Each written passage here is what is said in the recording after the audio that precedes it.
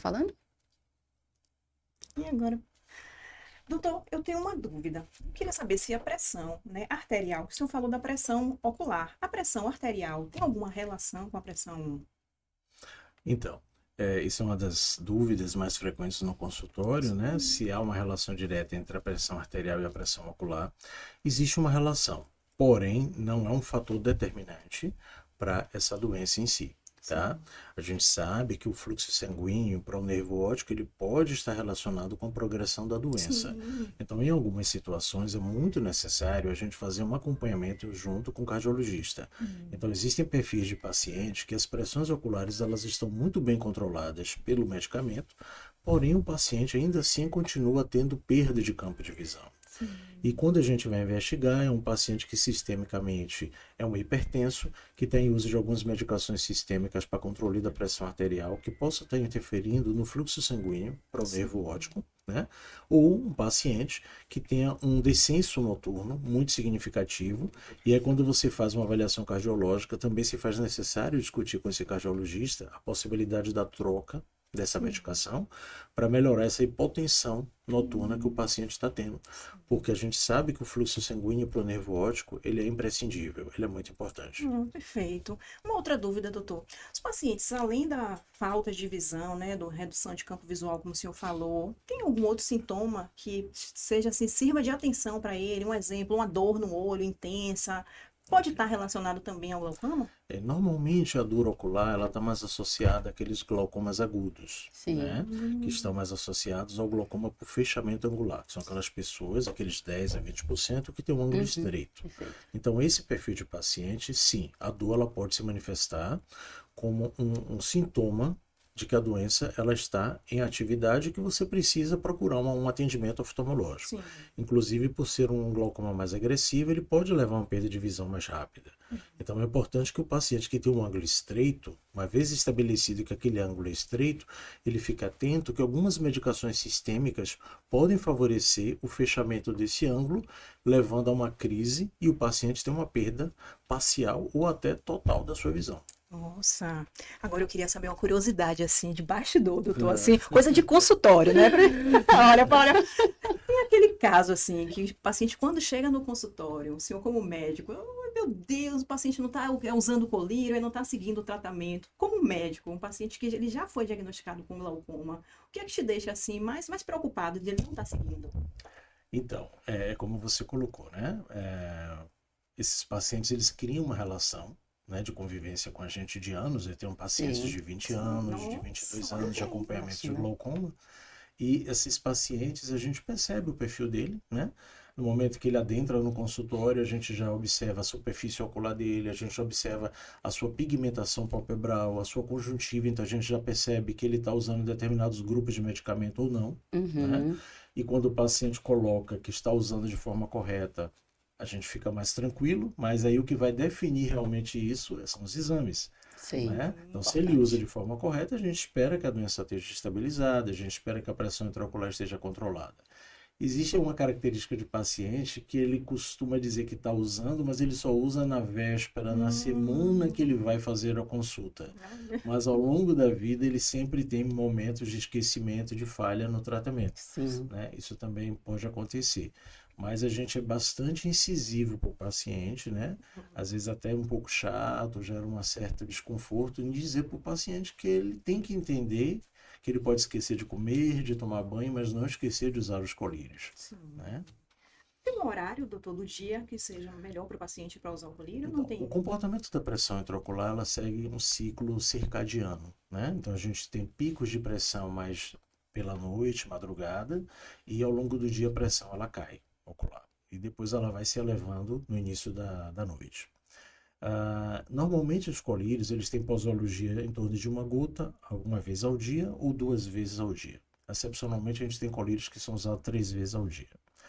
E normalmente a gente preferencialmente usa os colírios noturnos, que é uma gota somente, pela questão da qualidade de vida para o paciente, né? Para que o paciente não esqueça e que use com mais regularidade.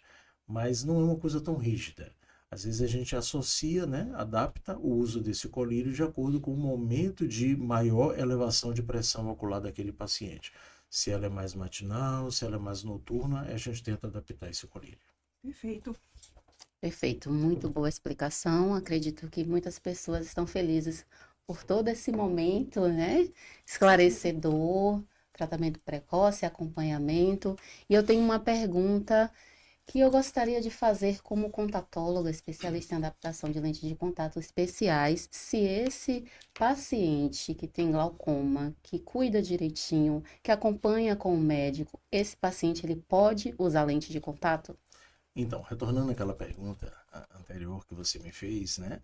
A pessoa, uma vez identificada a doença, iniciado o tratamento, se ela adere de forma correta o tratamento, a expectativa de vida, né, de visão útil em vida, ela é muito longa. Uhum. Então, a gente observa pessoas que têm diagnóstico de glaucoma jovem e conseguem manter a vida toda com a sua função visual estabelecida, porque é um paciente que respondeu bem ao tratamento, é um paciente que aderiu bem ao tratamento, né, e procura ir regularmente ao oftalmologista.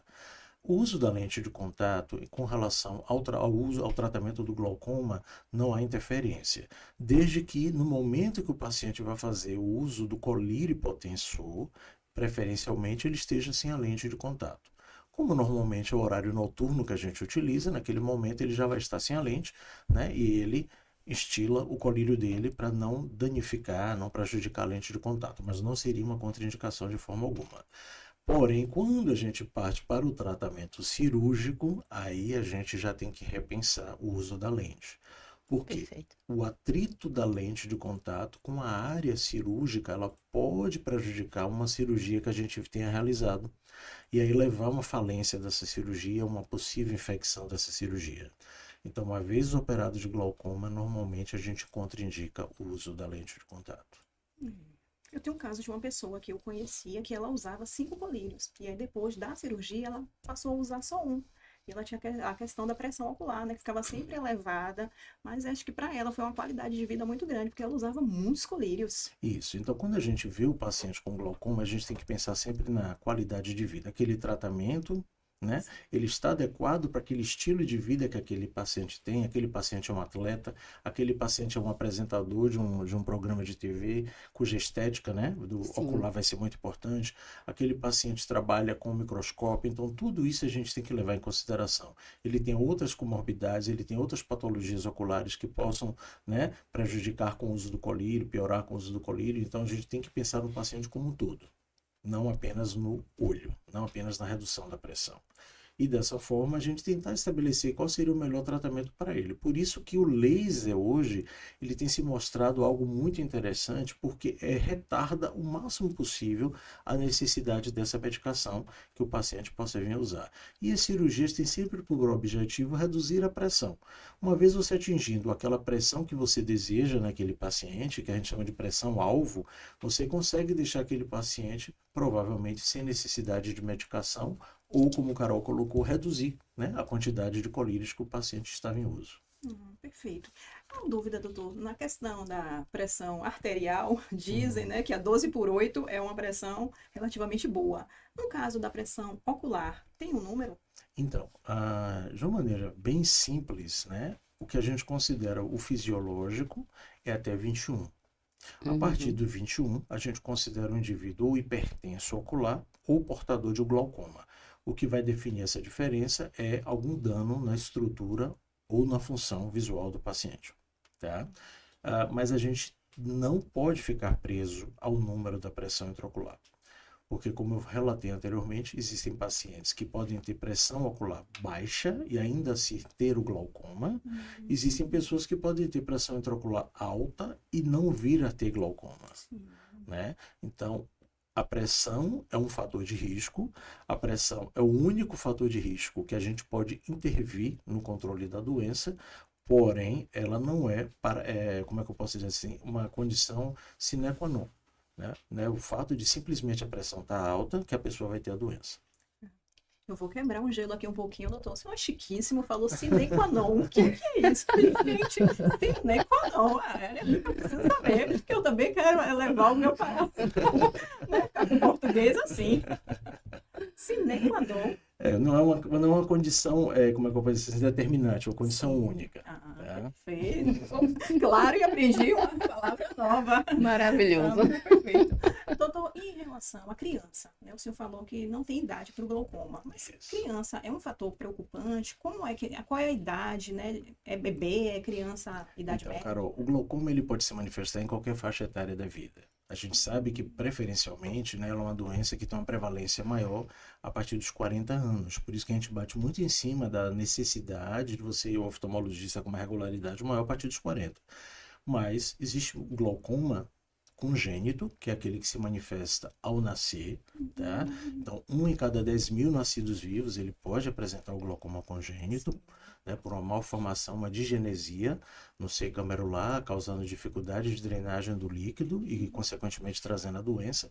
E esse tipo de glaucoma é muito preocupante porque a sua identificação, além de ser difícil, quando identificado, ele tem que ser tratado o mais breve possível, de preferência cirurgicamente, para evitar que aquela criança venha a ter uma perda definitiva da visão.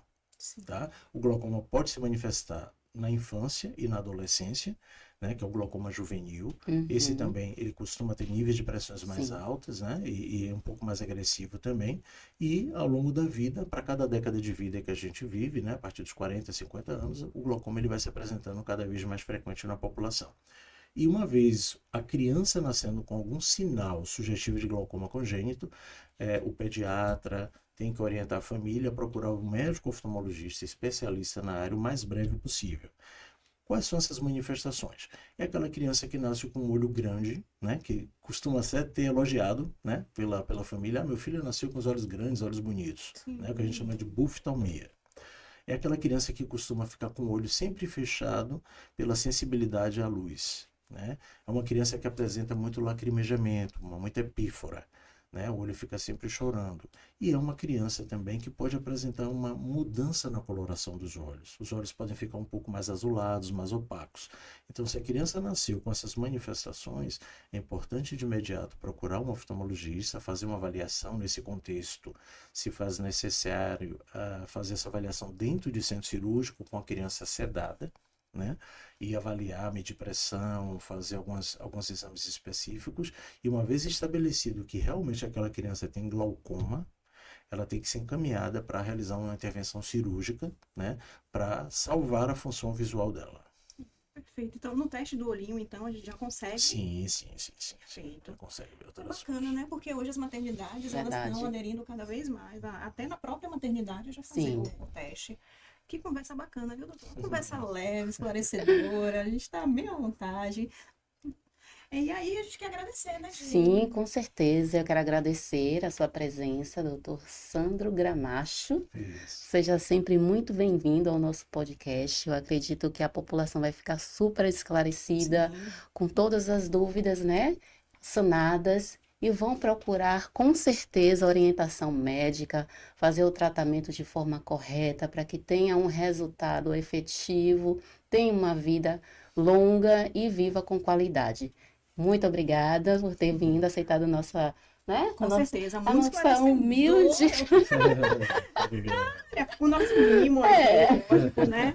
Com muito carinho, doutor, Obrigado, tá? Carol, Muito esclarecedor, Gisele. muito obrigado. Informação, realmente um conteúdo muito bacana. Que a A gente... população fica atenta, né? O Maio Verde para as Sim. atividades que a gente vai fazer de conscientização em relação à doença glaucomatosa. Certo. Vamos. E por conta disso, eu quero deixar claro para toda a população que esteja sempre acompanhando os nossos canais, as redes sociais, o nosso Instagram, que é o Projeto Podcast, né, por trás das lentes, para que lá você tenha todas as informações e você não fique com nenhuma dúvida, conversa com a gente lá no direct e com certeza você também vai encontrar a gente lá no YouTube.